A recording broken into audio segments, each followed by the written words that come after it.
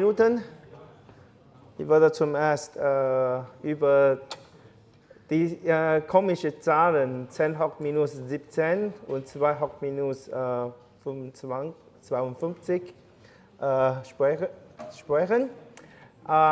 In die Vorlesung letzten Mittwoch habe ich mit dieser komischen Zahl für die Erklärung, was passiert mit Mantisse und weiter. Ja? Die Beispiele letzten Mittwoch waren für 64 Bits. So, das bedeutet, wenn man Double benutzt, dann bekommt man das Problem.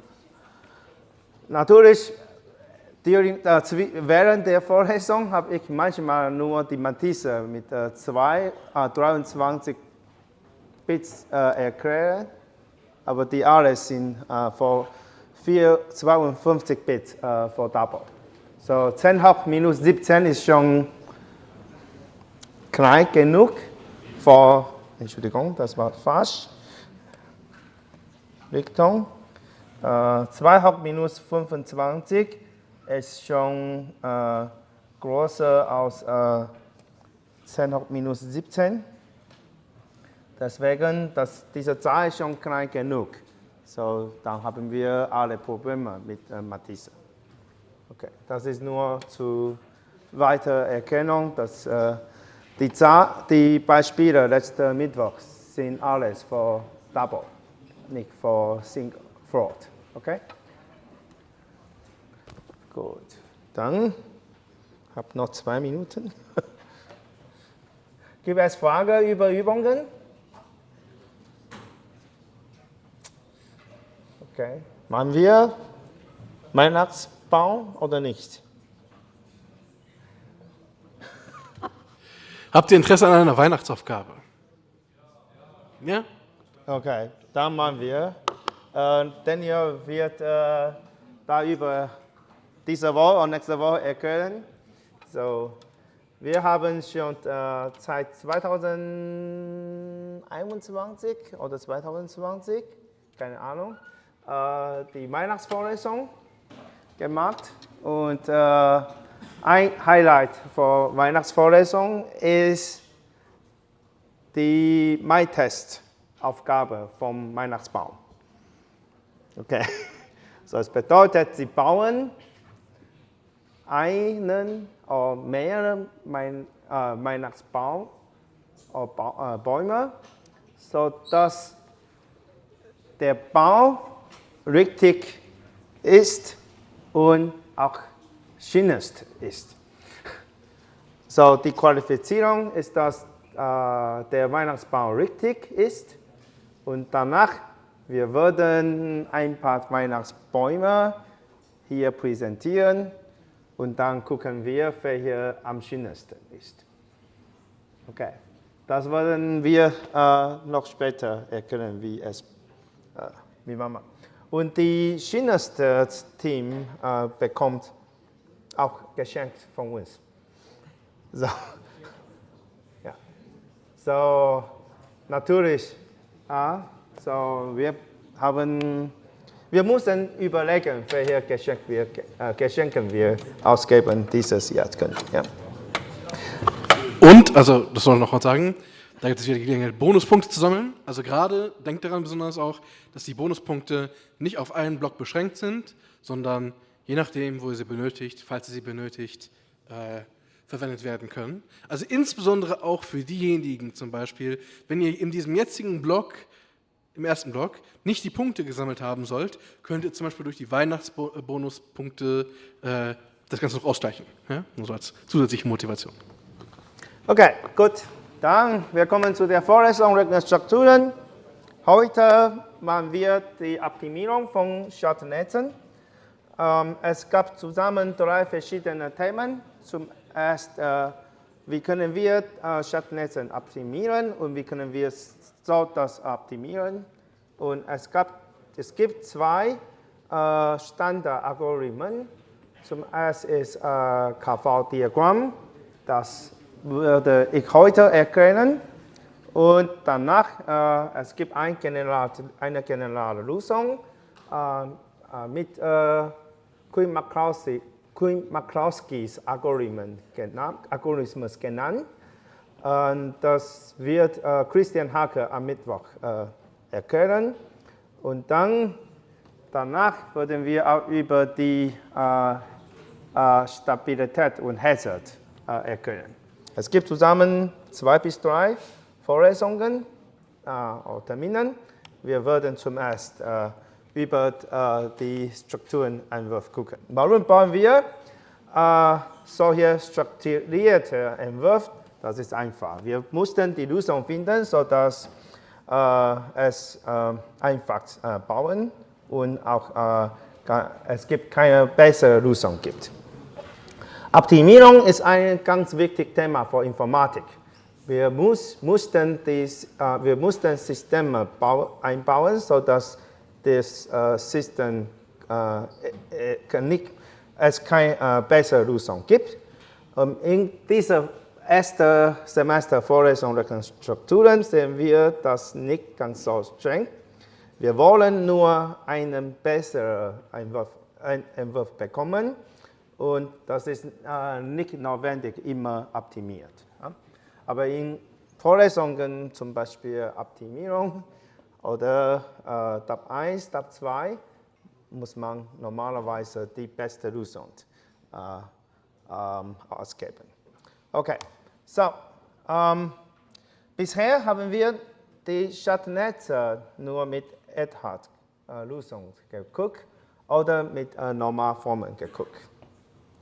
Unser Wunsch ist, dass wir ein paar systematisch gucken und Strukturierungsmethoden entwerfen können, und so dass wir einfach Lösungen benutzen können und die Schattennetze ganz einfach verständbar und ganz einfach zu verifizieren. Okay, so gucken wir noch einfach zurück, was wir schon kennengelernt. Zuerst voraddieren. So, voraddieren aus Hauptaddieren bauen. So, Hauptaddieren kennen wir schon. Es gibt 2 Eingänge, S und C. Okay, Entschuldigung. 2 Eingänge, X und Y. Die Ausgänge ist S und C. S ist das Sommerbit, C ist das Carry-Bit. Und jetzt müssen wir diese aus unseren Bausteinen benutzen und ein Voraddieren einfach realisieren. So, gucken wir noch einmal. Voraddieren. Wir haben zusammen 3 Eingänge, C8, X und Y. So, Z8 ist unser Carry-Bit von früher Stelle. Dann müssen wir C9 generieren und das Sommerbit S generieren. Die 2 müssen wir machen. So, CA plus X plus Y soll gleich wie 2 mal C plus S sein. Ja? Dann das haben wir schon früher geguckt. So, das ist unsere Werttabelle. Dann gucken wir einfach aus anderen Sätzen. Machen wir zuerst X plus Y. Hier. So, X plus Y. Dann einfach X plus Y. Dann es gibt C und S. So, es bedeutet, wir ignorieren hier C8. So, X plus Y. So, nur plus nur ist nur, nur plus 1 ist nur 1. 1 plus nur ist 1 nur, 1 plus 1 ist 1 nur plus nur ist nur plus 1 ist nur 1, 1 plus nur ist nur 1, 1 plus 1 ist 1 nur.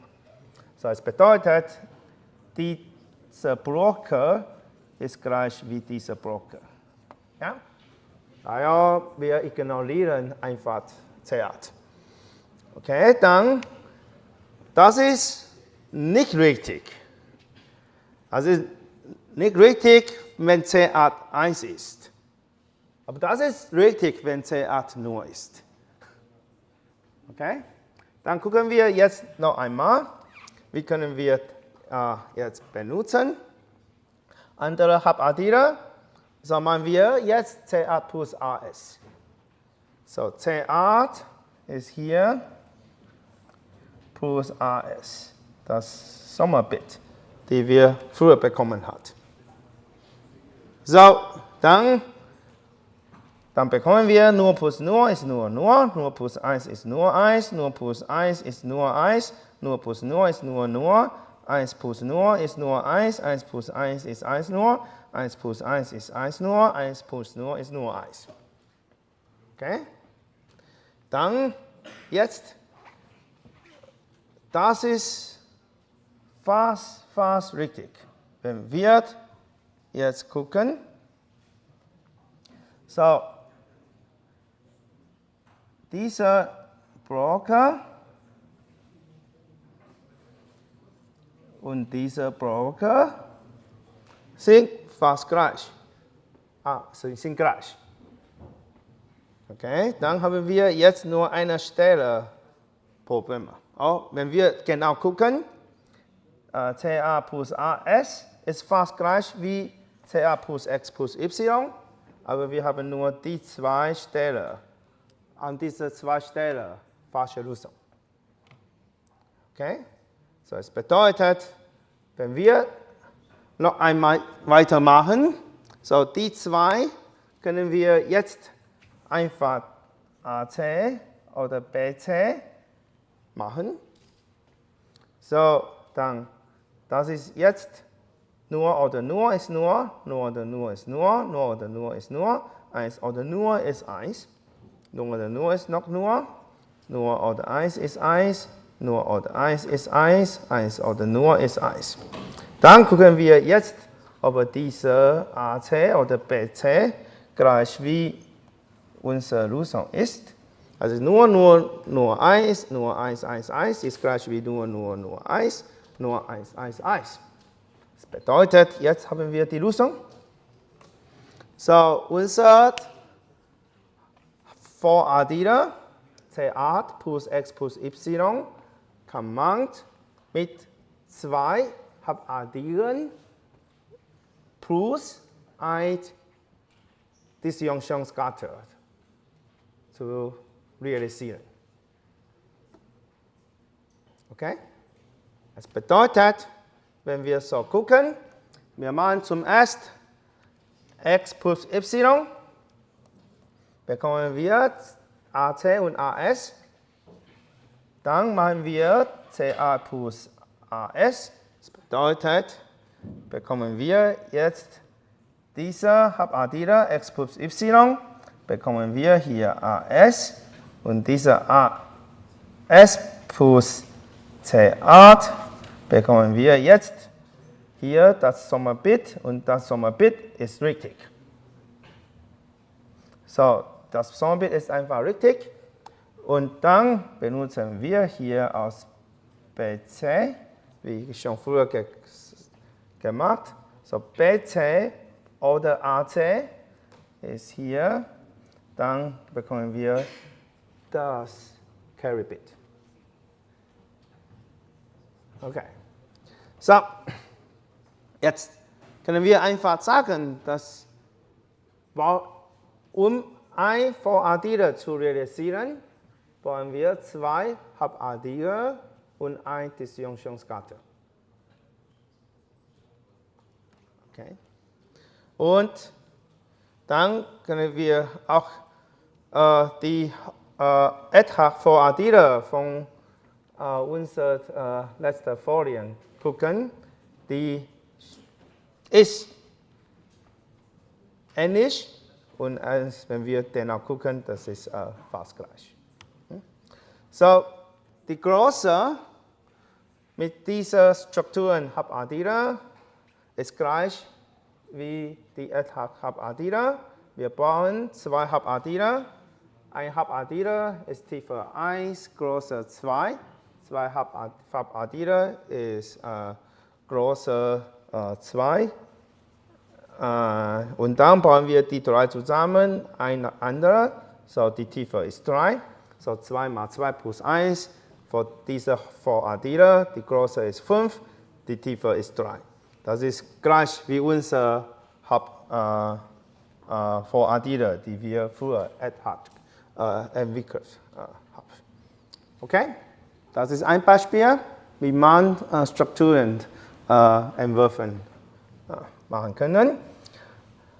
Ich gucke, habe ein anderes Beispiel. Dieses Beispiel Multiplexer wird in den zweiten Teil der Vorlesung mehrfach benutzt. Das ist sogenannte Multiplexer. So, wir werden ein Multiplexer mit 2D, wir würden ein Multiplexer mit 2D Bits entwickeln und unser Bausteiner ist Multiplexer mit die Eingänge. Okay? Die Bits. Sorry, let me rephrase my wording because it's not correct. So, we are given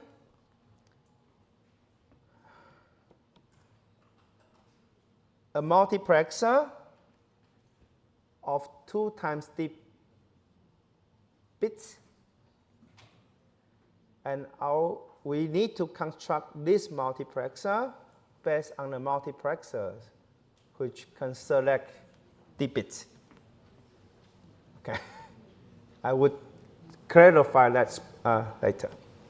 Sorry, I would further später darüber mehr erklären. So, das Konzept vom strukturierten Entwurf ist immer so, wir bekommen Bausteine, die einfacher sind, und wir aufbauend darauf mit mehr komplex Komponenten. Okay, so was ist ein Multiplexer? Okay, wir fangen mit 1-Bit-Multiplexer an. So, 1-Bit-Multiplexer, wir bekommen ein Bit. So, das ist y1 und 2 Eingänge. Einer ist x0, andere x1. x0 ist entweder 0 oder 1, x1 ist entweder 0 oder 1. Wir haben zusammen 3 Eingänge. Okay, die 2, x0 und x1, sind unsere Signale, die wird einer von die 2 auswählen sollten. Und welche von die 2 sollten wir auswählen zu unserer Ausgabe? Das hängt von y1 ab. Wenn y1 nur ist, dann die Ausgabe hier f ist dann nur x nur. Wenn y1 ist, dann f von dieser Multiplexer ist x1. Okay, ich erkläre noch einmal. So, ein Multiplexer bekommen wir zusammen an diesem Beispiel 3 Eingänge oder 3 Variablen. So, y ist sogenannten Selection Bit. Wenn y nur ist, dann ist die Ausgabe von dem Multiplexer x nur. Wenn y1 ist, dann ist die Ausgabe von dem Multiplexer x1. Ist das klar?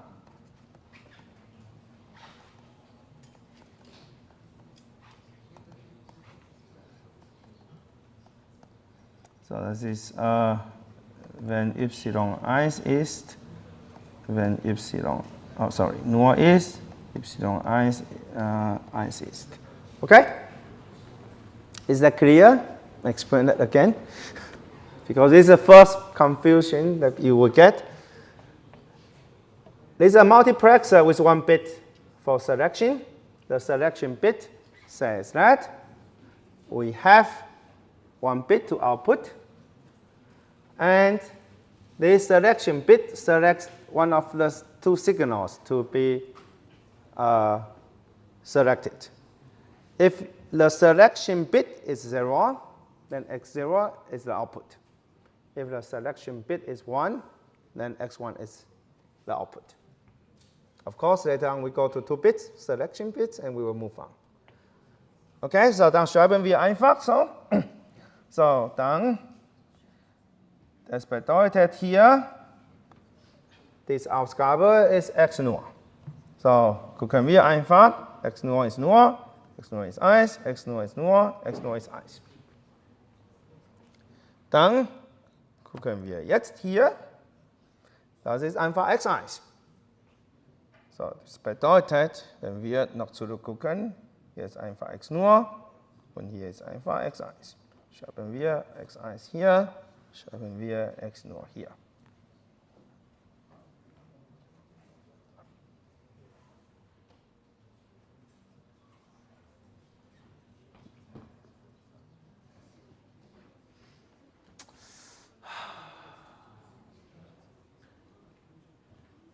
Okay, tick. How come I feel that it's not correct? Okay, any question for this? Okay, so now you can build a multiplexer eyes, right? How do you build that? Again, we can do that using the print input content over here. So basically, let's look at the loss. Okay, so das bedeutet, dieser Multiplexer y1, x nur, x1, das ist einfach, nicht y1, nicht x1, x nur, oder nächste, nicht y1, x1,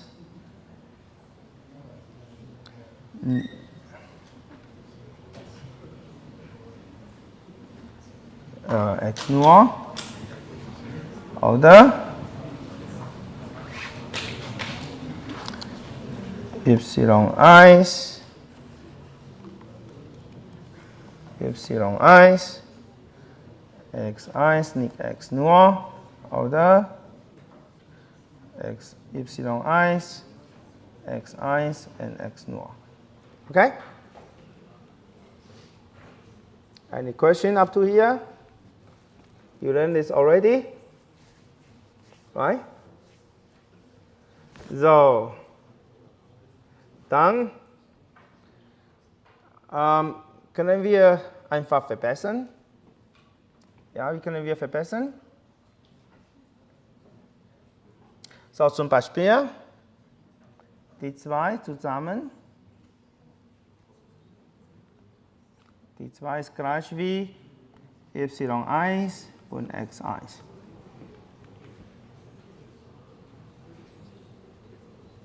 Okay? Dann können wir auch die 2 zusammenbauen. Die 2 ist nicht y1 und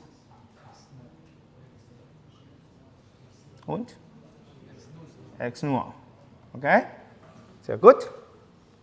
So, das bedeutet, das ist einfach so, wenn y1 ist, dann das ist einfach x1.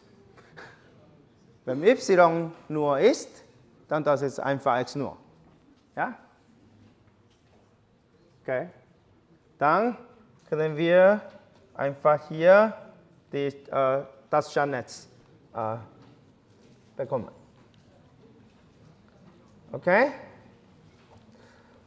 Gut. Gibt es Fragen hier? Okay, from now on, von jetzt, werde ich zuerst einen Namen hier stellen. Wenn wir über Tiefe gucken, berechnen wir keine Negation. Die Negation ist für uns kostenlos. Okay? Das bedeutet, wenn wir hier gucken, eine Multiplexer ist mit Tiefe 2 und mit Größe 3. Okay? Diese Negation berechnen wir gar nichts mehr. Ja, weil Negation ist einfach ein Betrieb und wir können direkt machen. Ja? Es ist ganz billig. Okay, gut. Jetzt haben wir Multiplexer mit einem Bit aus Selection Bit entwirft. Wir würden jetzt 2 Bits. So, 2 Bits bedeutet, wir haben y1 und y2. Ich bin unsicher, was passiert hier. Okay. I always feel that we do the index just arbitrarily. So it should be y0 and y1 because it's x0, x1, x2, x3. But let's not talk about those parts. So, wir haben 2 y-Bits, so y1 und y2. Okay, so dann können wir einfach 4 Bits, 4 verschiedene Zahlen indexen. So, wenn diese Zahl nur ist, dann ist die Ausgabe x nur. Wenn diese Zahl 1 ist, dann ist die Ausgabe x1. Wenn diese Zahl 2 ist, dann ist die Ausgabe x2. Wenn diese Zahl 3 ist, dann ist Ausgabe x3. Das bedeutet jetzt, mit 2 Auswählungsbits haben wir 2 Bits aus Auswählungsbits bekommen.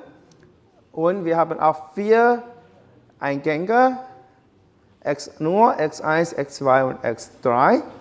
Und der Ausgang ist einfach einer von den 4. Und wenn welcher sollten wir aus Multiplexer produzieren, hängt einfach von x1 und x2 ab. y1 und y2 ab. Okay? So, das können wir einfach so gucken. So, hier haben wir y2. So, wenn y2 nur ist, es bedeutet, es ist entweder nur oder 1 nur. Dann ist der Ausgang entweder x nur oder x2.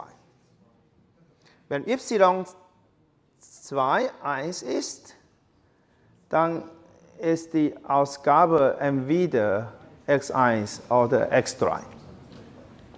Okay? So, das bedeutet, wir können Multiplexer für 2 Auswählungsbits mit 3 Multiplexer einsetzen. Zum Ersten, wir brauchen ein Multiplexer für ein Selection Bit. Wenn y2 nur ist, dann ist es entweder x nur oder x1. Andere ist entweder x2 oder x3. Und dann wählen wir diese einfach aus. Ist das richtig? Let me think. Is that correct? Ja, das ist richtig. Ja. Gut. Any question? If you look at that, it should be obvious now. Looks like a typo, right? Yeah, I feel that. The last one? Oh, y1. Sorry. No wonder I was lost. So, the x1 should be y1. Okay, so, es bedeutet, wir machen zuerst ein Multiplexer zwischen x0 und x1 oder x2 und x3. Es bedeutet, wenn y2 nur ist, dann bekommen wir x nur und x2. So, wenn y2 nur ist, dann hier ist x nur und hier ist x2. Wenn y2 1 ist, dann hier ist x1 und hier ist x3.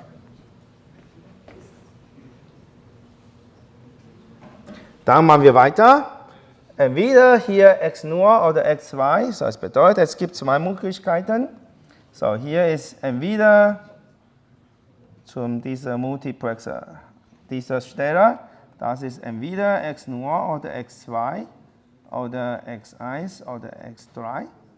So, dann haben wir die zwei verschiedenen Eingänge und dann wählen wir, welche wir produzieren sollten.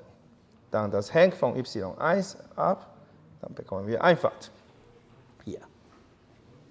Okay? Any question? No? Wie tief ist es? So, Multiplexer 1 ist mit Tiefe 2. Jetzt ist 2 hier. Oh, sorry, you cannot see me. So, dann die Tiefe hier ist 2. Die Tiefe hier ist auch 2. Zusammen ist 4. Okay? Gut. So war so gut. So, Multiplexer 4. Dann bekommen wir Multiplexer mit 2 auswählen Bits. Dann produzieren, bauen wir zu 4 Bits. Okay, so 4 Bits. So, dann haben wir y1, y2, y3, y4. Dann haben wir x nur, x1, x2, x3 bis x15. Dann sehen sie so aus. Okay, so dann, das wie schon gesagt, wir haben eine Multiplexer D, so D ist 2. Wir bauen daraus eine Multiplexer 2D. 2D ist 4. Okay, gut. So, es ist fast gleich. Ja? So, wir bauen jetzt mit, wenn y3, y4 nur sind, dann die Ausgabe ist x nur, x4, x8 oder x12. Das ist auch ähnlich. Und weiter, so, Missing Komma. So, ich sehe das Missing Komma hier. So, dann, das ist fast ähnlich. Dann bauen wir einen Multiplexer, 4 Bits. Dann setzen wir zum ersten 4 Multiplexer 2 und dann am Ende bauen wir auch Multiplexer 2.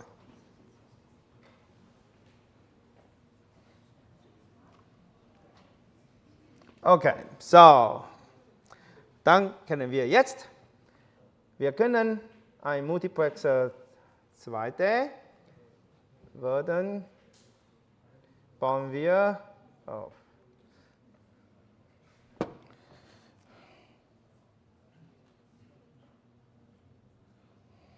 Ist es richtig? Bauen wir hier.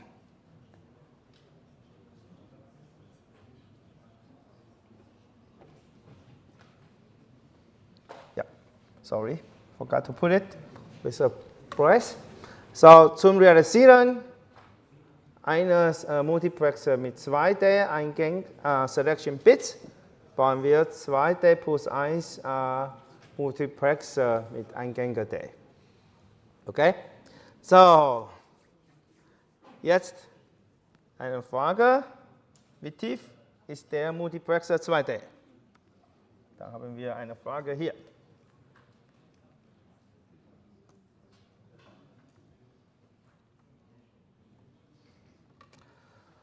So, Multiplexer 1 hat Tiefe 2, Multiplexer 2 hat Tiefe 4. Wie tief ist der Multiplexer 2D?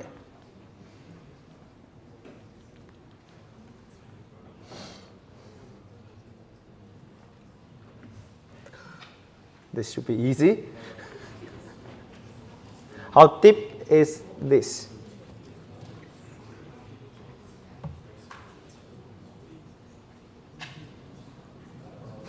Hope it's not too difficult. Multiplexer is going to be your dear friend at the end of the second part, in the middle of the second part of this lecture. Why is this important? Later on, when we do the computation, we need to select which output we want to take, because we are going to do a lot of redundant computation. At some point, you need to decide that whether you take the input from x0 or input from x1. So to do that, you need to have a multiplexer to decide which one is the correct output. So we would utilize the multiplexer very, very often when we go to microarchitecture.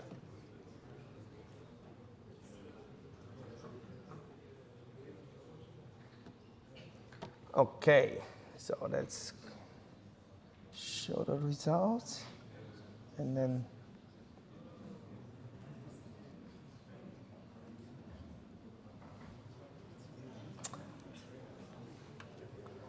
okay. So let's have a look at what we have. Basically, multiply plus 2. Basically, the question is like, so you only increase the depth by a factor of 2. The question is what you have at the beginning, right? Depth 1. So D is 1. Then the depth is 2. D is 2. And the depth is 4. D is 3. And the depth is 8. D is 4. And the depth is 16. So on and so forth. So you are all right. What happened with our result? 2 to power D. Oh, that's sorry. Sorry. This is 4. I almost got lost. And this is 8. Do you see the problem now? Okay.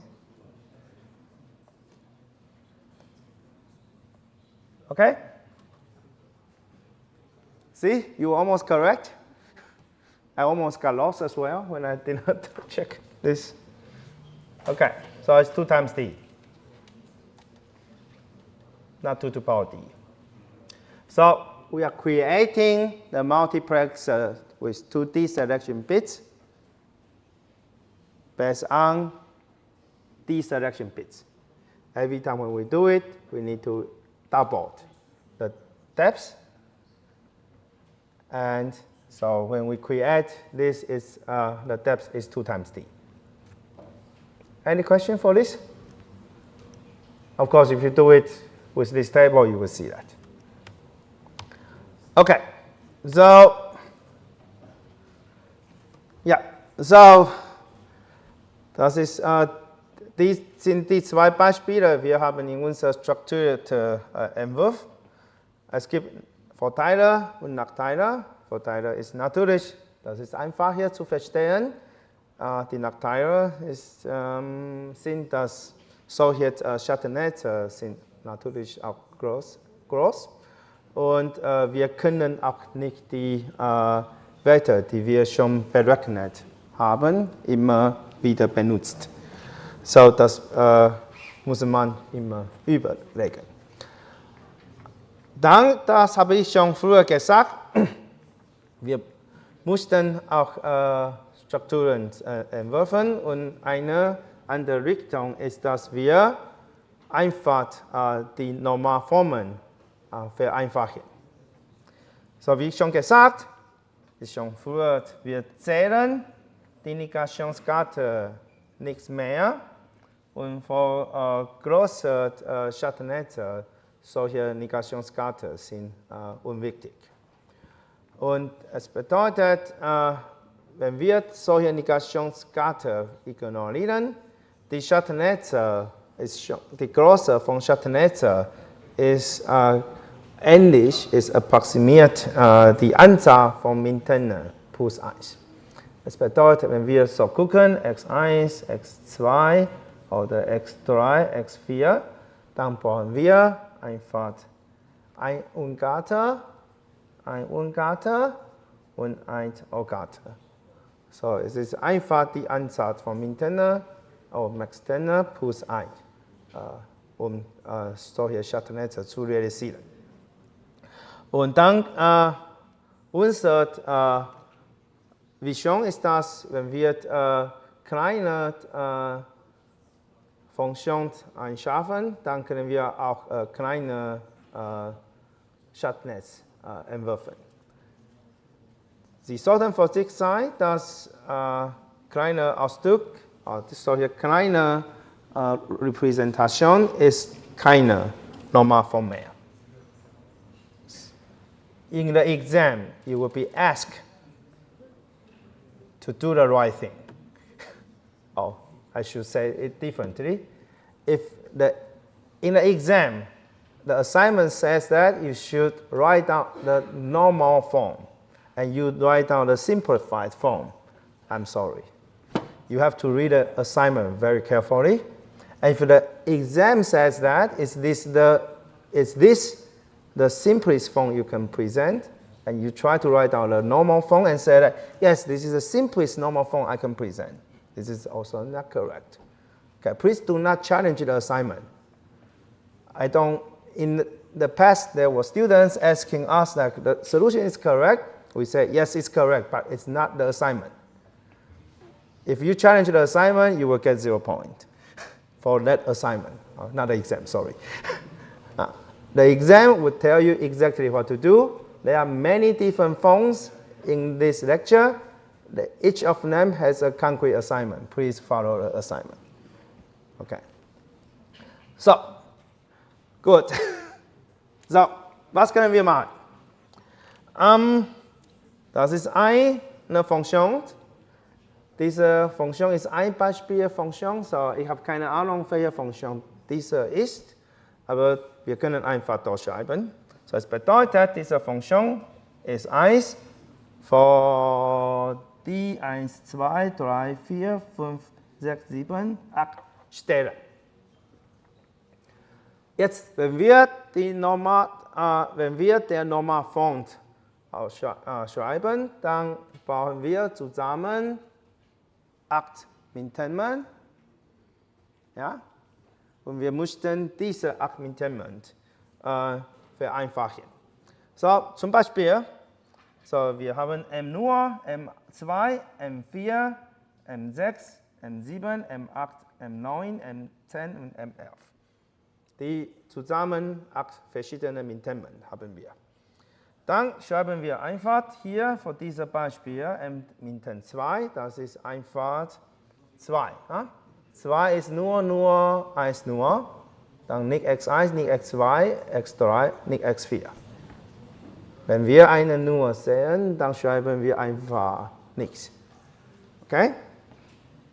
Dann, wenn wir die 8 verschiedenen Mintermen aufschreiben, dann das ist hier nicht x1, nicht x2, nicht x3, nicht x4. Zweiter ist nicht x1, nicht x2, nicht x3, nicht x4. 4. Das ist nicht x1, x2, nicht x3, nicht x4. Das ist 6. 2, 3, 4, 5. Das ist 6. 6 ist nur 1, 1 nur, so nicht x1, x2, x3, nicht x4. Dann hier ist 8. 1 nur, x1, nicht x2, nicht x3, nicht x4. 9, 10 und 11. Okay, so die Größe wenn wir jetzt einfach die Anzahl von Mintermen plus 1 gucken, dann das ist einfach 8 Mintermen plus 1. So die Anzahl, die Größe ist 9. Okay, jetzt müssen wir verkleinern. So die Frage jetzt ist, ob wir solche Repräsentation vereinfachen können. So, wir können jetzt zuerst gucken, die ersten zwei, so nur oder nur, 1 nur. Wir haben früher schon geguckt, es gibt vielleicht eine Variable, für uns egal ist. Für die zwei Mintermen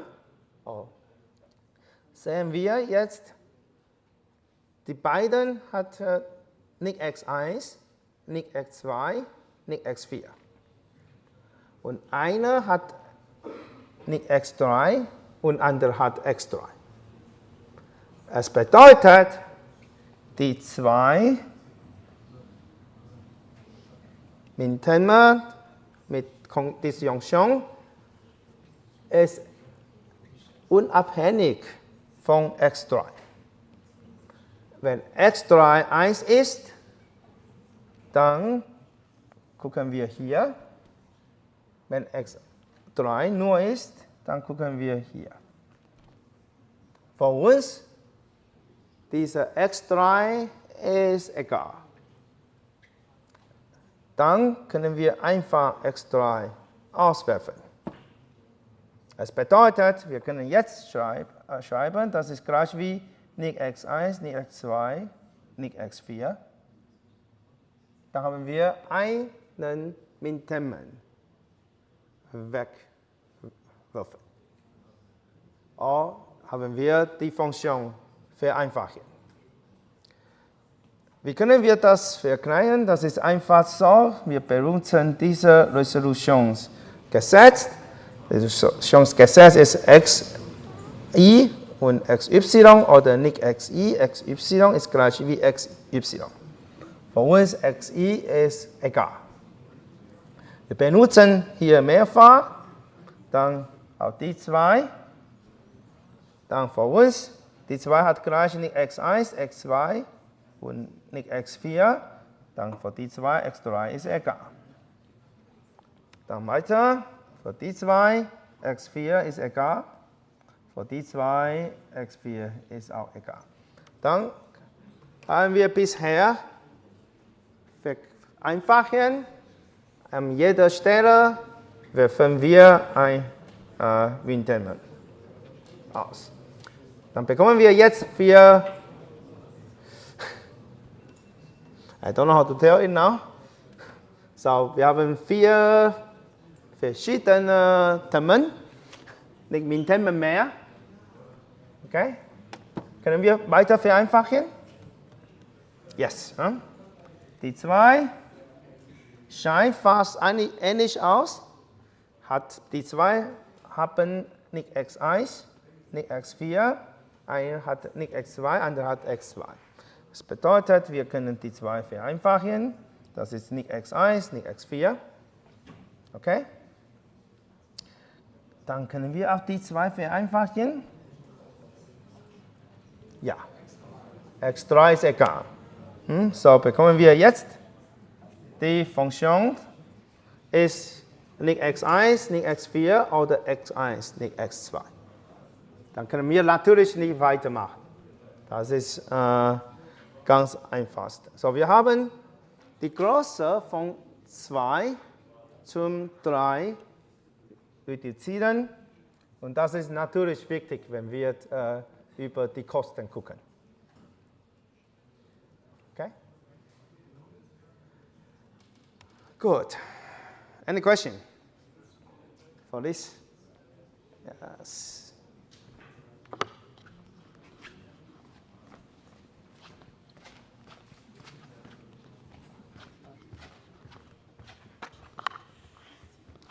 Also, ich habe nicht verstanden, warum die Größe ist am Anfang 9. Es gibt zusammen 8 Mintermen. plus 1. 8 mit Termen plus 1. Aha, Am Ende haben wir 2 Termen plus 1. okay. Ja. Später würde ich über Polynom und Normen gucken. So, wir haben, ja. So, we start from 8 terms. And it's not 9 because we count the additional disjunction at the end. If we go back to the definition of the size, over here. Okay? Gut. So, wie können wir diese algebraische Vereinfachung systematisch machen? Es gibt 2 Algorithmen. Der erste ist mit KV-Diagramm genannt. Der zweite ist Kuhn-Markowskis Algorithmen. Okay, so, wir haben vielleicht genug Zeit heute über KV-Diagramm gucken. Hoffentlich alles mal. KV-Diagramm KV-Diagramm ist benannt nach Kanuch und Weich. Die 2 hat fast gleichzeitig den Algorithmus entwickelt. 1953 und 1952. Die KV-Diagramme sind systematisch und anschaulich und die kann man mit 3 Variablen oder 4 Variablen zu vereinfachen. Es gibt Besonderheit mit 6 Variablen hier mit 3 Dimensionen KV-Diagramm zu benutzen. Und mit 5 ist ein bisschen komisch zu verschauen. Ich habe nicht gefunden. Und dieses KV-Diagramm ist für Sie in Hardware-Praktikum wichtig. Auch für Rechnerstrukturen wichtig. Warum ist es wichtig? Es ist einfach so, KV-Diagramm kommt immer in Klausur. Und ich kann einfach sagen, ich habe auch keine Ahnung, wer KV-Diagramm Aufgaben wir ausgeben jedes Jahr. So, jetzt ist alles Zufall. So, Sie sollten systematisch verstehen und das ist noch einmal Geschenkpunkte. Ich habe immer gesagt, wir geben viele Geschenke in dieser Vorlesung. Die Aufgabe von unserer Vorlesung 1 bisher sind fast alles Geschenke, oder? Ja. Oder Bonusaufgabe. So, please understand this. It's very easy. It's very systematic. And as I said, it usually appears in the exam. And if it appears in the exam, it's one of the easiest assignments you get. And I have to say that it appeared in the last years always in the exam. Okay, gut. So, fangen wir an. Machen wir in dieser Vorlesung 4 Variablen. So, das bedeutet hier. Und es gibt natürlich Ausgabe etwas mit 3 Variablen. So, es gibt, sieht so aus. Wir gucken zuerst die Tabelle. Die KV-Diagramm-Tabelle. Wir haben 2 Variablen, x1, x2, x3 und x4. Dann schreiben wir einfach die Tabelle. Die Tabelle fangen wir an mit x1, x2 hier. Dann bekommen wir zuerst nur. Und dann nur 1. Und dann 1, 1. Das ist ganz wichtig. Noch einmal. Jetzt hier ist 1, 1. Und danach 1 nur. Das ist in dieser Dimension, machen wir in anderer Dimension, x3, x4, dann das ist auch gleich.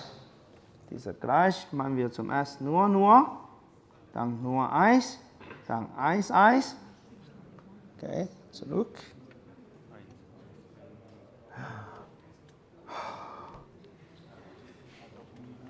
Was ist das jetzt?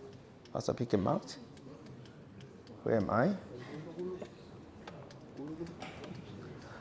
Oh, it's a new tab. So, gut, gut. So far, so good. So, where am I? Dann hier ist 1. Hier ist 1, 1 und dann 1 nur. Okay. Es scheint zumindest ganz komisch aus. Von Anfang der Vorlesung habe ich immer mit nur 1, 1 nur und dann 1, 1 gemacht. Okay. Jetzt im KV-Diagramm benutzen wir etwas anderes, weil müssen wir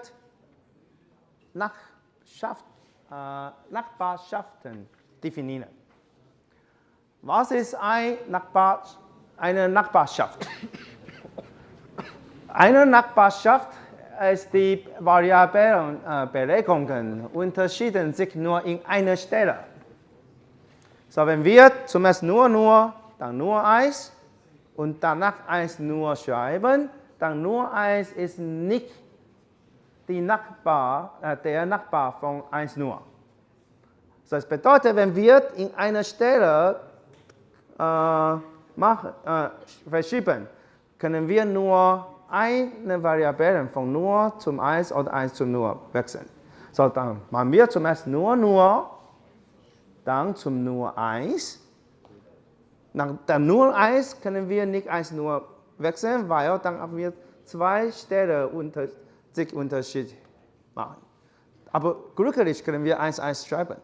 Dann nur 1 und 1, 1 haben sich nur an einer Stelle unterschiedlich sein. Grammatisch richtig. So, 0, 1 and 1, 1 are only different in one position. Okay? Danach 1, 1 und 1 nur. Okay? Schreibe immer so, nur 1, 1, nur 1, 1, 1 und dann 1 nur. Okay? Any question? It's only a definition. And you need to write this way, otherwise it's wrong. Because we're going to build a variable simplification based on this table, based on the number. No question? So it seems to be easy enough. So let's have a look of this one.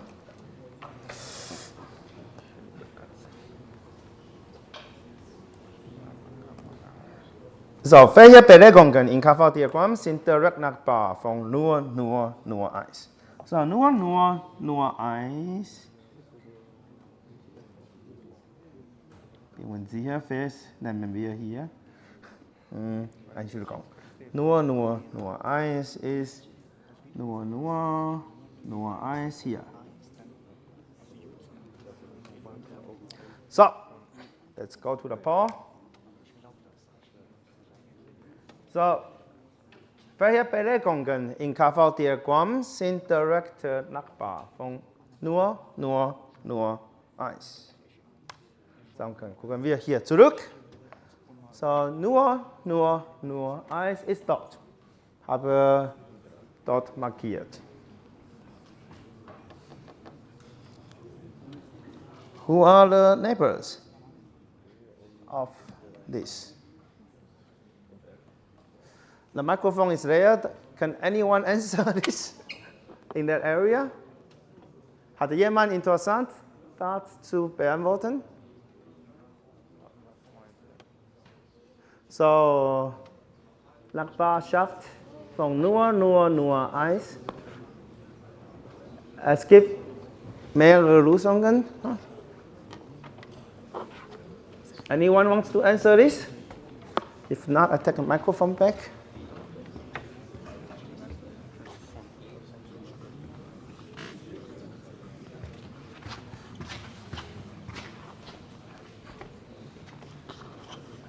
Also es gibt drei Nachbarn, 3 Nachbarn. 0000, 0101 und 0011. Nochmal, nur, 01, 01, 01, 0011. nur 1. Okay. Oder auch 1001 oder nicht? Noch einmal, gucke mal. Verschonen Sie noch einmal. 3 oder 4? Ich glaube 3. Du glaubst 3. Hat jemand andere Meinung?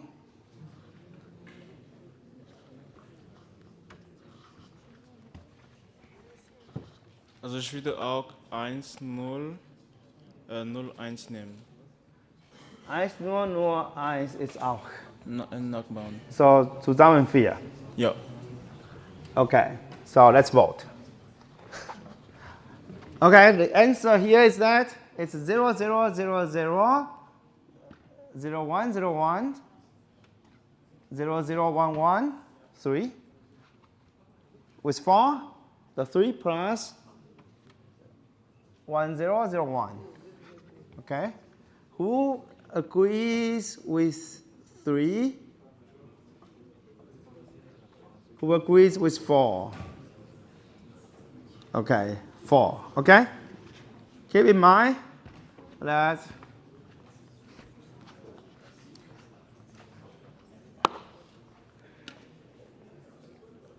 it looks like this is in this direction, but it's not. It goes back as well. This is cyclic. KV-Diagramm ist zyklisch. Es ist immer zyklisch. So, es bedeutet, wenn wir dort gucken, das ist nur. Now, it's also difficult for me to click. 0, 0, 1, 1. Okay. 0, 1, 0, 1. Who is 0, 1, 0, 1? And 1, 0, 0, 1. 1, 0, 0, 1. Who is that? Okay. The others are all wrong. Hopefully. Okay, next question. So, 0, 0, 0, 0.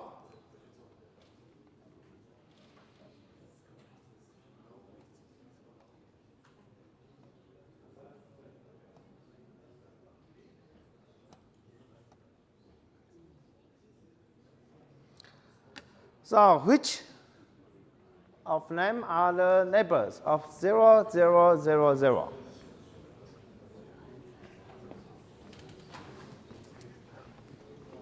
The pole remains here. You can make a pole here. But of course, you probably want to have a look of this before you make a pole.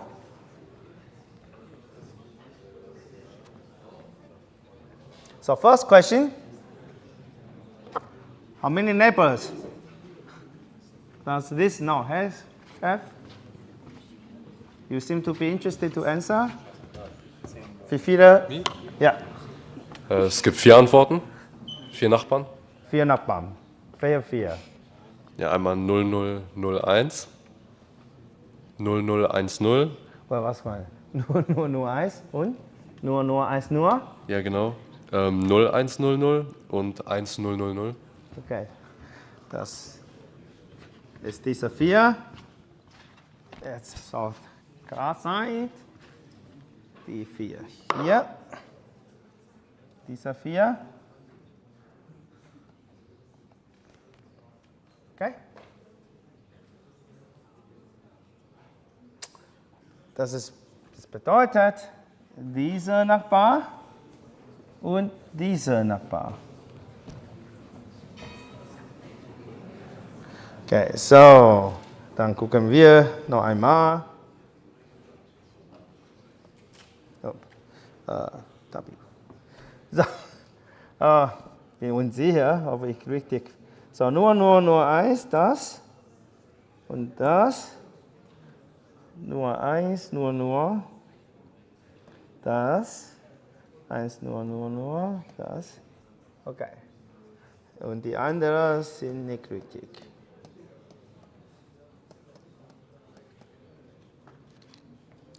Okay?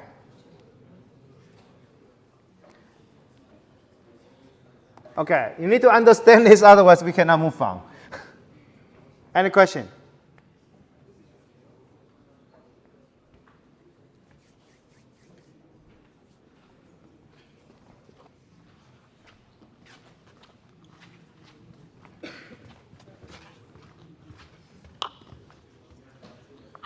Also, wenn ich das richtig verstehe, also wir müssen nach die Reihe suchen, also ja, und aber wie wählen wir die wie heißt das, die Nachbarschaften? ja, Oh, so, das KV-Diagramm ist zu kurz. Es gibt keine Ende. Es ist nicht nur 4 mal 4. Es ist unendlich mal unendlich. Okay? So, es bedeutet, wir haben unendlich mal unendlich. Es gibt dort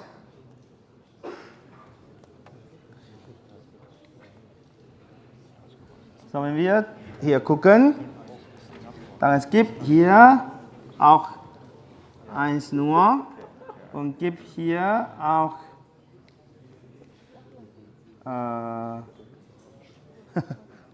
vielleicht nicht so gut. Hier gibt auch eins nur und hier gibt auch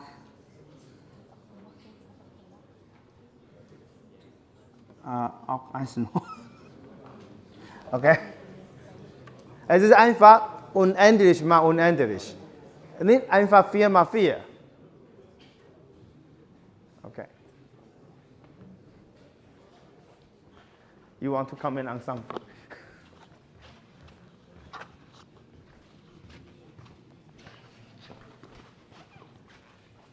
Also ich glaube, es ist wichtig hervorzuheben, das, was in der letzten Zeile praktisch steht. Es geht hier bei den Nachbarschaften darum zu sagen, welche Zahlen unterscheiden sich jeweils um ein Bit praktisch. Das ist das, was uns das KV-Diagramm darstellt. Und deswegen ist es eben auch so, dass in der dritten und vierten Spalte zum Beispiel die Reihenfolge eben andersrum ist. Kann man einfach hier gucken, ne? Nur. Wir brauchen nur eine Stelle Unterschied ist. Es bedeutet, es gibt zusammen 3 Nullen und einer ist 1. Dann es entweder nur 1, nur 1, nur 1, nur oder 1, nur. Ja? Das ist von Definitionen. Aber wenn wir mit der Tabelle gucken, das ist einfach dieser Zugriffskonzept. Ja? Ja, also einfach, weil wenn wir zum Beispiel schauen, von 0,0 kommen wir eben sowohl zu 0,1 als auch zu 1,0. Ja? Das ist so die Idee dahinter. Okay, dann gehen wir weiter. So, das bedeutet, wir haben keine Ahnung, was wir dort hier, die Nachbarschaft, okay, das haben wir dort schon gemacht. Die Nachbarschaft von dieser blauen Punkte ist die 4 grünen Punkte. Das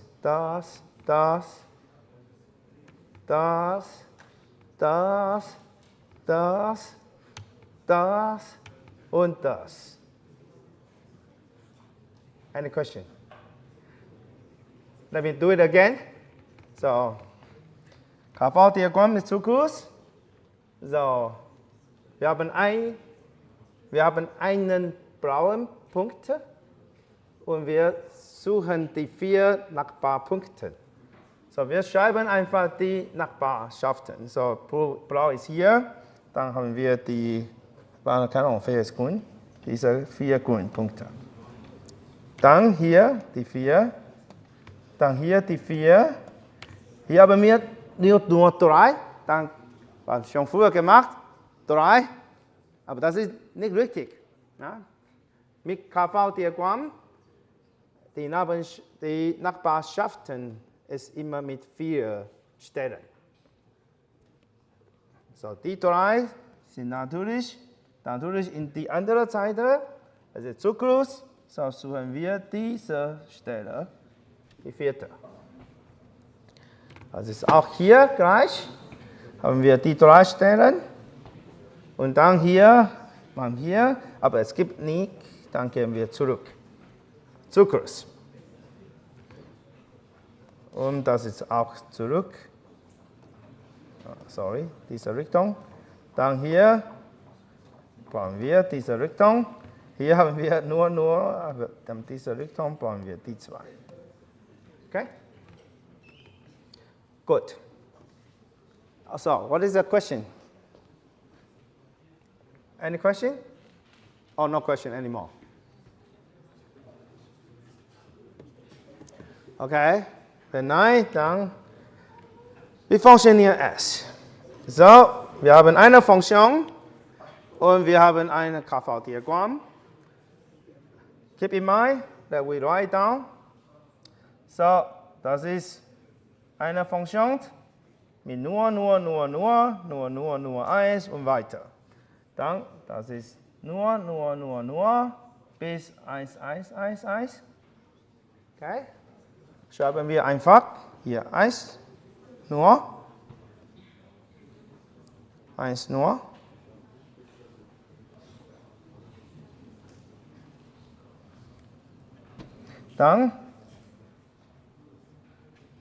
1 nur.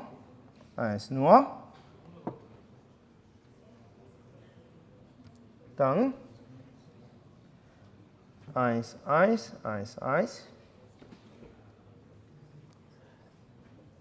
Dann nur. Was habe ich gemacht? Ich führe einfach die Ausgabe von dieser Funktion ab. Wie führe ich diese Funktion ab? Gucken wir noch einmal. Sorry, zu far. Fan. Sorry. Yeah. What was the slide? Okay, sorry. Let's go back here. Okay, so KV-Diagramm. Wie benutzen wir dieses KV-Diagramm? Wir bekommen eine Funktion hier mit 4 Variablen. Diese Funktion haben wir die Funktion Variablen. So, früher machen wir mit var-Tabelle, dann gucken wir, welche Mintermen wir benutzen sollten.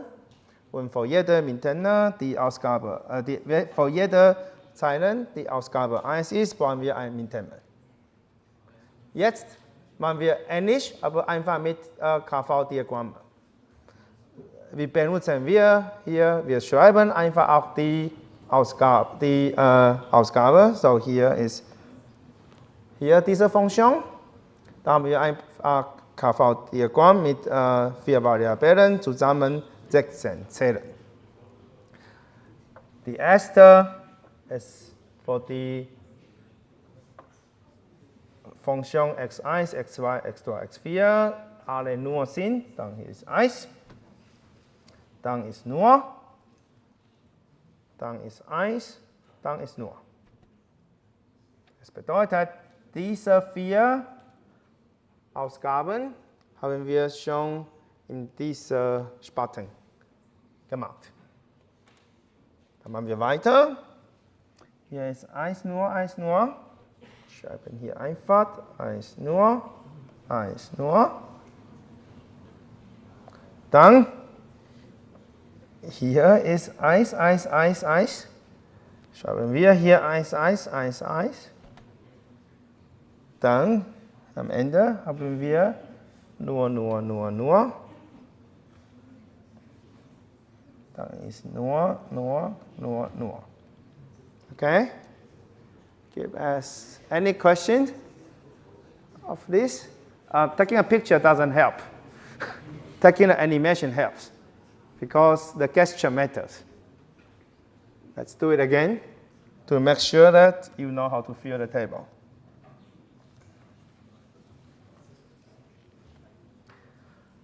So, if you fill the table this way, it's going to be wrong. What would be the wrong case? Let's try. 1, 0, 1, 0. 1, 0, 1, 0. 0, 1, 1, 1. 0, 0, 0, 0. Don't just fill the table. It's not correct. Fill the table based on the entries. What do you mean by the entries? Let's try to fill the table correctly with the right sequence. 0, 1, 2, 3, 4, 5, 6, 7, 8, 9, 8. You know where to stop. So A, B, C, D, E, F. Is that okay? So follow the sequence I just put here, and then fill the table accordingly. So was bedeutet hier ist einfach so, dieser Teil ist nicht für die Indexe 2, aber nicht für den Indexe 2, aber für den Indexe 3. Das ist für nur 1, 1. Diese Stelle ist für 1, 1, 1, 1. Okay? So, es bedeutet, wir sollten an dieser Stelle die Ausgabe von nur 1, 1 durchschreiben. Hier ist für diese Stelle. Okay, dann, wenn wir diese verstehen, dann das ist 1 nur, 1 nur, 1 nur, 1 nur, dann 1, 1, 1, 1, nur. Okay, any question?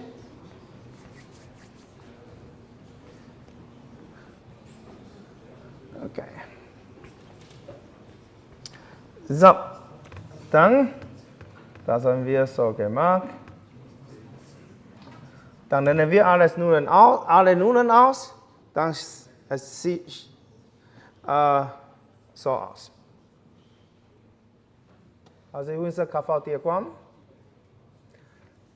Und bisher ist schon gut. Now you can write down a KV diagram. What do we do with this KV diagram? To get a point, of course, for the exam. It's not, of course, like this. What is our purpose? We want to derive the cheapest form. Okay? What can we say about this now? So, die Nachbarschaften ist jetzt ganz wichtig. Ja? So, die nächste Stufe ist, eine Funktion, die Einsen zu überdecken. So, wir suchen die kleine Möglichkeiten, die Einsen dort zu decken. Zum Beispiel, nur ein Beispiel. Wenn wir die 4 Einsen hier abzudecken möchten, was können wir hier sagen?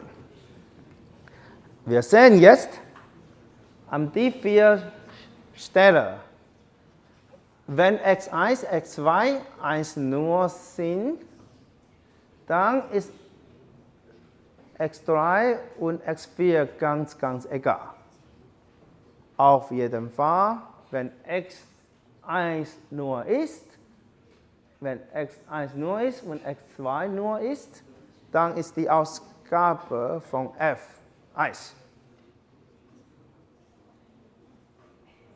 Okay?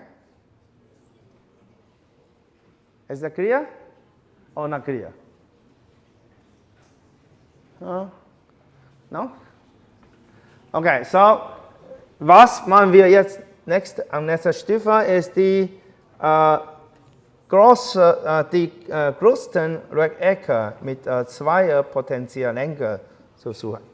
Das bedeutet, wir gucken mal zuerst, ob wir ein Rechteck zusammen zuerst mit 16 Zellen einstecken können. Das ist nur einfach.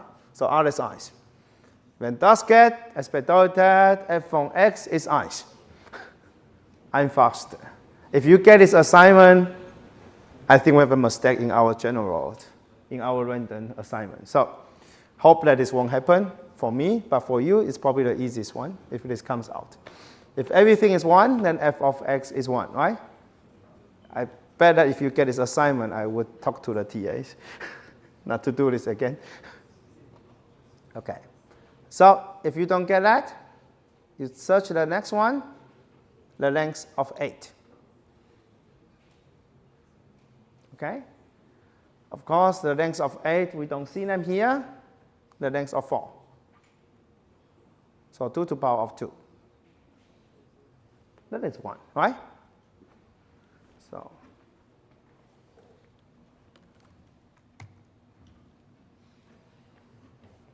Wie viele Rechtecke mit der Größe 4 gibt es in diesem KV-Diagramm?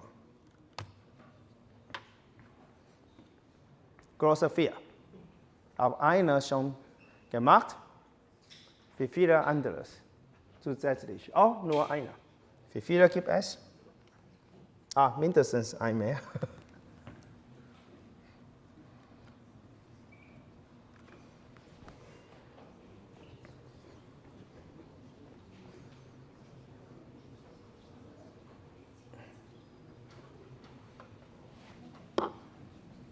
I think this question marks actually helps. You are a genius, Daniel.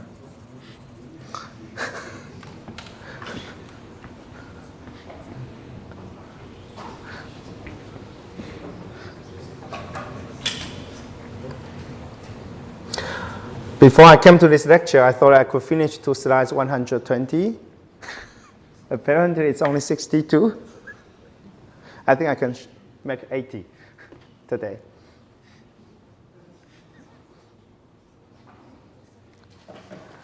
Okay, so any idea? Is there only one? The answer says that it's not. Only one, it's at least 2. Okay, let's first find the second one.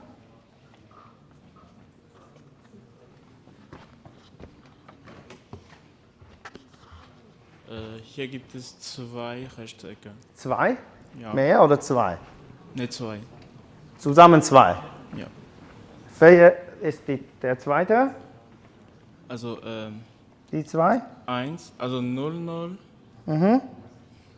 0, 1 Nur dieser. Ups. und 0, Entschuldigung. 0, 1, 0. Ich glaube, die 2 Ja, zusammen? genau. Okay. Gibt es noch anderes oder nichts mehr?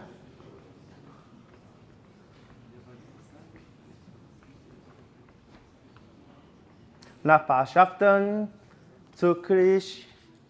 Ja, es ist zyklisch. Es scheint ein bisschen komisch aus, aber es gibt zusammen 3. Wo ist unser dritter? Also man sieht dort ja, dass die blauen Rechtecke ja nach oben, also das obere ist nach oben hin offen und das untere ist nach unten hin offen. Der es ja zyklisch ist, bilden beide quasi ein großes, also ein Quadrat in dem Fall eigentlich. Ja, warte mal. Die 4. Zusammen. ist auch ein Rechteck. See that or not? Das ist zyklisch. So, guck mal. Alles ist zyklisch. So.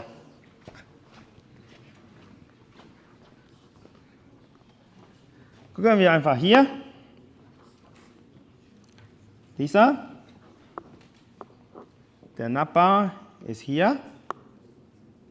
Der Nachbar ist hier. Ja, der Nachbar ist hier. Okay, der Nachbar ist hier. Und der Nachbar ist hier. Okay? Gut. So, zusammen 3.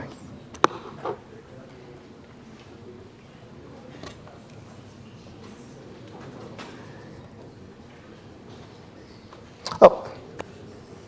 Okay. Apparently, those who answer knew what the answer is. Okay. Die zusammen 3. Ja. Was können wir für die 3 Rechtecke machen? Wir mussten die Repräsentation suchen. So, dann wir bilden für jedes Rechteck passendes etwas. Sogenannte Monon, die Christian nächste Mittwoch definieren sollte. Ich erkenne hier nicht. So, was ist für uns braucht? 3 Rechtecke. Das ist einfach nicht, das ist einfach x1, nicht x2. Okay. Grund ist einfach die 2. So, das ist x2 egal ist, x1 ist nur, nicht x1. Und für die 2 x3 egal ist, aber x4 ist nur. Und was ist für schwarz? Diese schwarz zusammen 4, gucken wir zum ersten. x1 ist egal, x2 ist nur, so nicht x2. Die 2, x3 ist egal, x4 ist nur. Wir können die 4 Mononen definieren und wir brauchen die 2.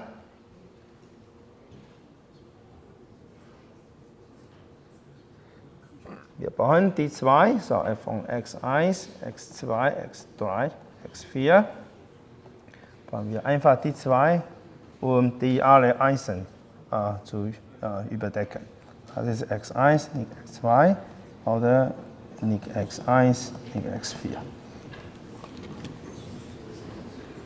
Okay, so das haben wir schon gemacht. Und wir können danach die 2 Mononen auswählen. Okay, erkennen noch einmal. Wir bauen zuerst diese Funktion auf die Tabelle. Dann schreiben Sie einfach die alles und dann Nullen müssen wir weglassen. Oder Sie können einfach Nullen zuerst schon weglassen. Dann bekommen wir diese Tabelle und dann suchen wir zuerst die allergrößten Rechtecke mit 2 Potenzlängen. Das bedeutet zuerst 16, danach 8, danach 4, danach 2 und danach 1. Okay, machen wir zuerst 16, gar nichts, 8, gar nichts, 4, gab zusammen 3 Rechtecken. Und dann bauen wir für jedes Rechteck ein Monon. Christian definiert die Monon am Mittwoch. Und dann auswählen wir für dieses Beispiel 2 Mononen von den 3 Mononen sodass wir die einzeln decken können. Okay, so das ist unsere Lösung hier. Für dieses Beispiel. Gibt es Fragen? Okay, I think we have some time. I can talk about the definition. Christian will talk about the definition again on Wednesday. So carve-out diagram tries to solve a problem that we actually first talk about the solution without defining the problem. So what is the problem of the carve-out diagram? So first, we need to talk about the definitions. So we have some variables. x1, x2, x3, x4 are our variables. We also have literals. A literal is either a variable or the negation of a variable. So that means that for us, a literal is our unit. Therefore, we basically ignore the negations. So we have a set of variables, in our case, x1, x2, x3, and x4. And by then, we can construct a literals. x1, not x1, x2, not x2, x3, not x3, and so on and so forth. A monon is a conjunction of literals. Basically, x1, not x2, x3, not x4, and everything that basically put the conjunction of literals or constants. For example, 1. A polynomial is the disjunction of monons. For example, not x1, x3, or x2, or not x4, x5. I know it's confusing, but let's do that in the algebra you learn in the high school. What do you learn in the high school? A polynomial function is the sum of some mono representations. So the mono representation would be the multiplication of variables. Now what you need to think, constants. What you need to do is to translate the summation at to odd. Disjunction, multiplication to and, conjunction. So x to the power 5 is similar to x1 and x2 and x3 and x4 and not x5. Because you have 5 variables, you multiply with them together. This is the part with the mono. The polynomial is basically the sum of monos. So now you get the definition of polynomial. What the carve-out diagram does is that it tries to find the minima polynomial that represents for the function you want to have. Okay, so how do you find a minima polynomial? Christian will continue with this part. You need to find a so-called implicans and then prime implicans. To define prime implicans, you need to define the shorten of a monon and then the real shorten of a monon. And after that, you can define the prime implicans.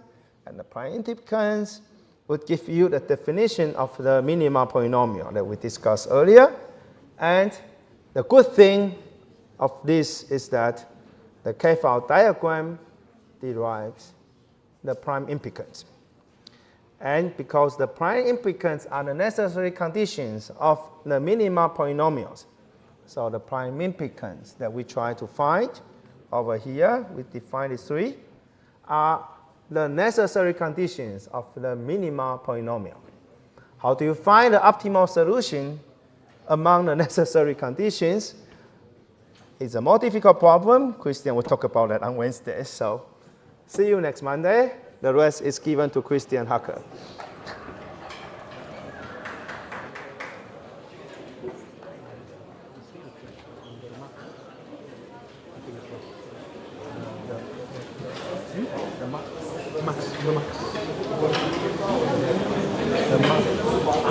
20%. The answer was 40 or 50?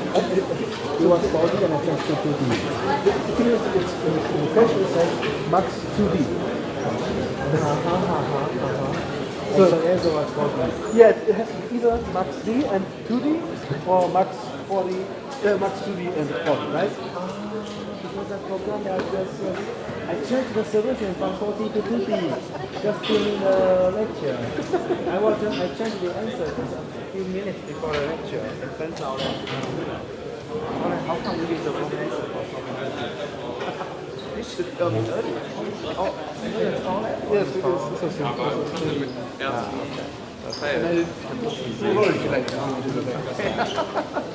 They realized that later on. Okay. I was actually curious. How come we had wrong answer for 2 years? Yes. I wanted to comment on your question. I forgot to do that earlier. It's not possible. What? The question you asked me last time. So it's not possible to do the calculation because you need to finish at some point. You need to tell the computer which accuracy you want to do, and it has to stop. Otherwise, it won't stop. It's different from presenting to any accuracy and then calculating to any accuracy. Okay. You know what I mean? Yes. So because you need to stop at some point, otherwise you cannot go to the next step. Yes. Until you stop. If you don't, Since there's an algorithm behind it, it has to constantly run. you have to continue until you tell the algorithm stop. Yeah. Right? If you have something that is not representable, you have to find a point to stop. I mean, of course, if you just want to show it, it's different. You just tell me which range you want to show, I just calculate to there. Yeah. I just wanted to know how do we fill out the diagram? I didn't quite get it. Just go through that